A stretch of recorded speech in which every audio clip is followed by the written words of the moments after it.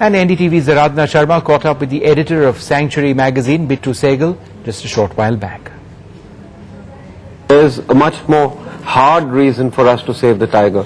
I've just come back from meeting Mr. Al Gore, and it emerges that the destruction of tiger habitats and forests like these is one of the principal reasons for climate change.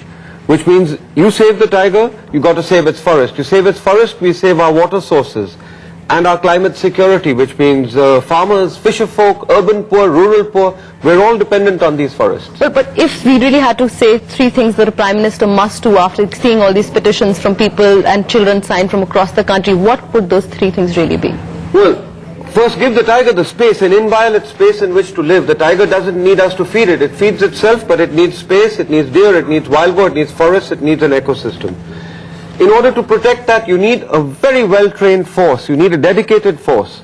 Now, in some forests in this country, law and order has gone out of control. We need the center to take administrative control. We have the CRP. We have so many instances where the center goes in and takes control. We've got to work with the states, but there must be this very definitive action from the center. We also need a moratorium on the destruction of tiger habitats now. I mean, at which point will we say we will not dam, mine, ruin, cut, take timber out of, build roads through a tiger habitat? I mean, it's like selling your own kidneys and your heart and your lung. You can't do that any longer. Well, we just had a meeting at Ghana of all the Project Tiger Reserve directors. I mean, they came together, they talked about how they're going to do this, but they have these yearly meetings and they meet. Are we really going to see some action? Or like I said, from Siriska, we're going to move to this new census, which says that we are like fallen by 50% in our tiger numbers in the past since 2002.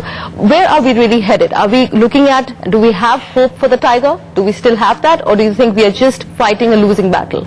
You see, for every child that's signed, you must presume that 1,000 children want the tiger saved. Now, if the Prime Minister listens to these children and he acts, we have the capacity, we have the forests, we have the will to do this, to actually turn, you said there are 1,400 tigers, you can't count them exactly, but they're probably closer to 1,000 right now because the field data was done something like a year ago.